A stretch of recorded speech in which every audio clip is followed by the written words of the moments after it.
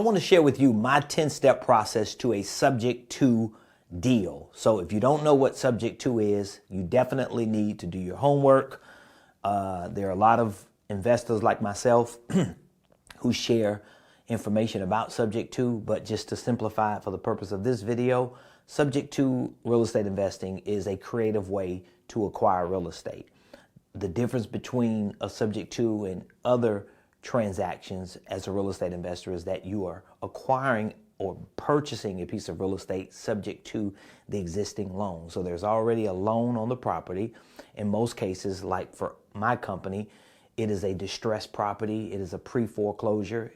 It's just weeks away from the auction. And so when my company contacts the owner of this distressed pre-foreclosure property, they have very few options, if any, and we negotiate terms to give them cash to walk away, to help them relocate, to get movers, and to assist them in just making that transition.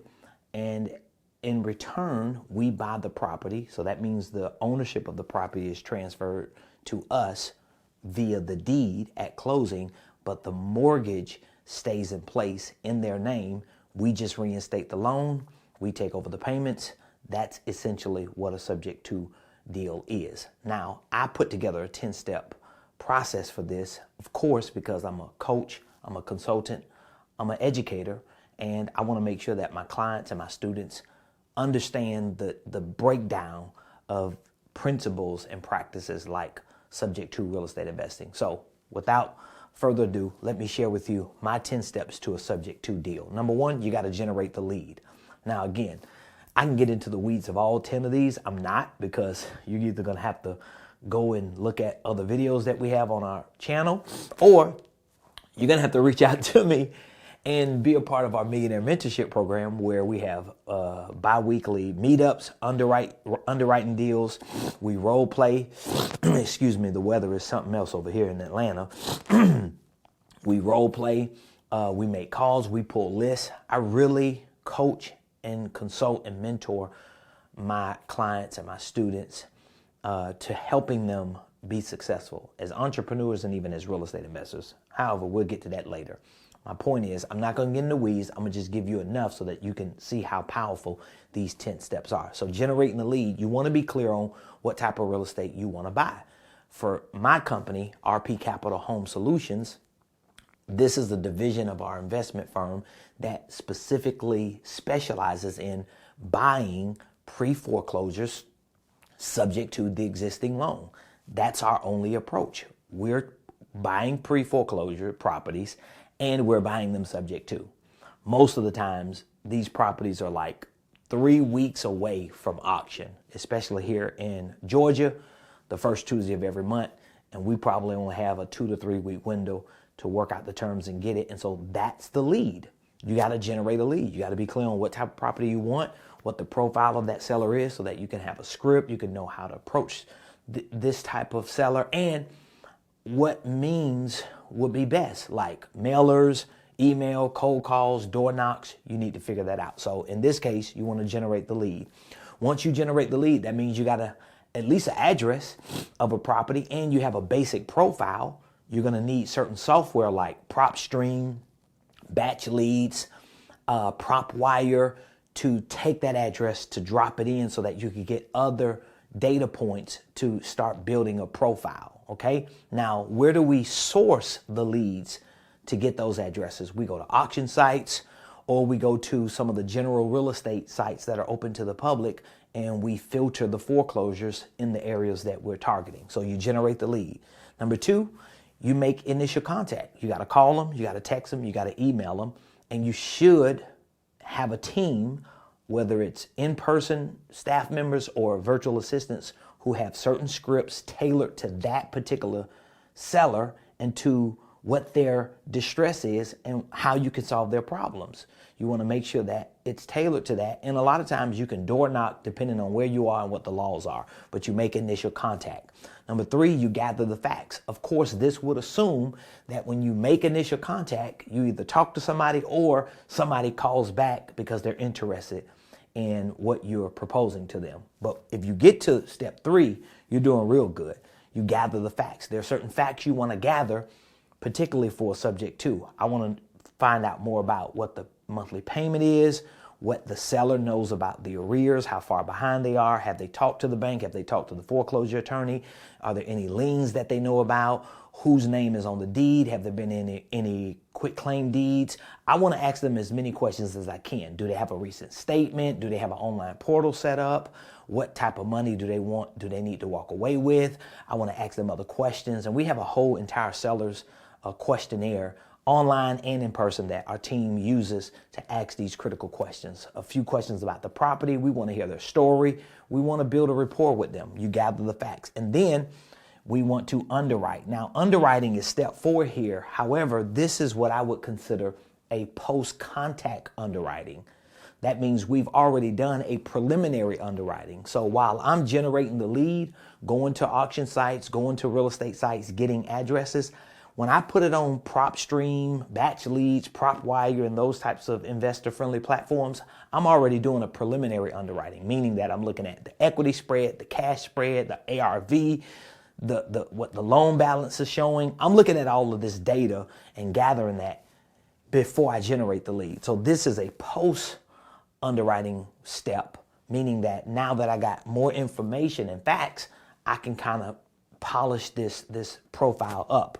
Step 5 is I want to visit the property, unless when I'm gathering the facts, of course, and make the initial contact, it was from a door knock, I'll be at the property at the time. If not, I want to schedule a visit to come actually see the property. When I schedule the visit, step 5, there are certain things I need to know. There are certain things I need to have. There are certain things I need to do. I have a whole list of those things. As a matter of fact, I have an entire workshop that I share this and teach this. Again, we do this every other week in our meetups, and we have courses on all the ins and outs, all the weeds of this. I'm just grazing over it, but there are a lot of weeds. There are a lot of points inside of this that we have information, training, and documents on as well. Step 6, we want to sign the initial documents. If it's a subject to, for me here in Georgia, my attorney gives me 2 important documents, an authorization to release and a purchase and sales agreement that has the subject to and the assignment language in it. That's all I need initially to get it signed. Step 7, submit the docs. If you have a TC or a title company, you may submit the docs to them, or if you have a closing attorney, you'll submit the docs to them, but you got to submit those 2 documents because now title search needs to be done, a reinstatement letter needs to be requested from the foreclosure trustee, and we need to get an HOA letter if there's an HOA, and we need to start doing our financial and our legal due diligence, as well as other due diligence, which is step number 8, perform due diligence. We have financial due diligence, we have legal due diligence, we have physical due diligence, and of course there are certain mandatory due diligence like a title search and the reinstatement letter, and if it's an HOA, that's mandatory. You have to have it to close. So you want to perform your due diligence. During this time, as far as the physical due diligence, that's when you can schedule an inspection. You can have your contractor go out. If you plan on working with another investor or you're wholesaling it, whatever you're doing with partners, that's when you can visit the property and work all that out during your due diligence period, okay? And then step 9, you attend the closing. This is where you're going to come together with the seller, sign the documents. They're going to get their money if there's any money involved, depending on how you negotiate. There are certain things you want to be clear about with the attorney on the closing date, as well as there are certain things you want to make sure the property is vacant.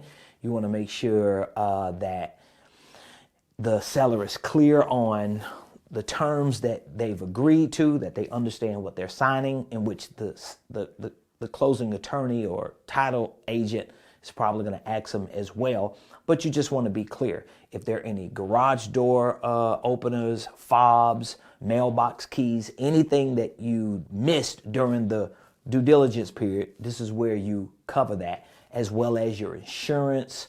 Sometimes the seller needs to wait till closing to cancel their current insurance, and you should have already gotten a quote during your due diligence so that your insurance agent has your new insurance for that subject to property prepared for that date of closing. Of course, if anything changes, you'll communicate with your insurance agent. And then after the closing, there are certain things that you're going to need to do to be clear on. You definitely want to keep a good rapport with the seller. Why?